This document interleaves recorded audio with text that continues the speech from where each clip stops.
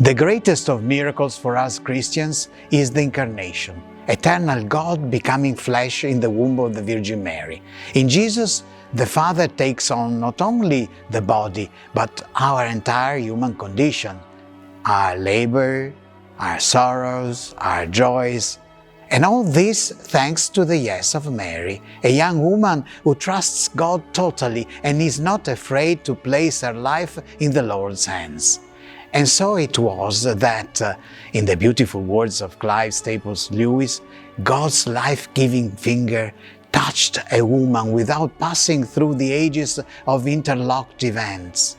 Once the great glove of nature was taken off his hand, his naked hand touched her.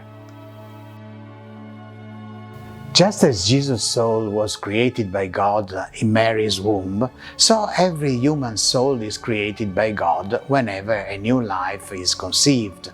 Life that comes into being thanks to the cooperation given to God by the mother and father of the child about to be born. Not all parents, however, think this way. And Gianna Jensen's biological mother certainly did not think so when she decided to have an abortion in 1977. She was only 17 years old and was 7.5 months pregnant. At one of American major abortion clinics, she was advised to undergo a so-called late-term saline abortion. The procedure consists of injecting a caustic saline solution into the pregnant woman's womb, the terrible effect of which is to cause external and internal burns to the fetus, resulting in its death.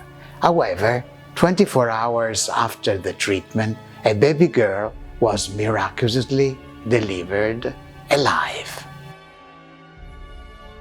Gianna, severely disabled due to cerebral and muscular palsy, was grown up in an orphanage as a hopelessly disabled child. At 17 months, however, she was adopted, and thanks to the love of her new mother and many hours of physiotherapy, she improved, and little by little she overcame most of her disabilities. Today, Gianna is active in the fight against abortion and boldly proclaims in various parts of the world, "I'm here to say that we are all immensely loved by God." And God also showed His great love through the intercession of Sant'Antonio to little Onorina on a day of May in 1856. Sergio, an 11-year-old boy, had caught a fever and was complaining in bed because it was too hot. His father then decided to pull a large cloth from the first floor window to the little wall surrounding the house, as they did every summer. Something serious, however, was about to happen.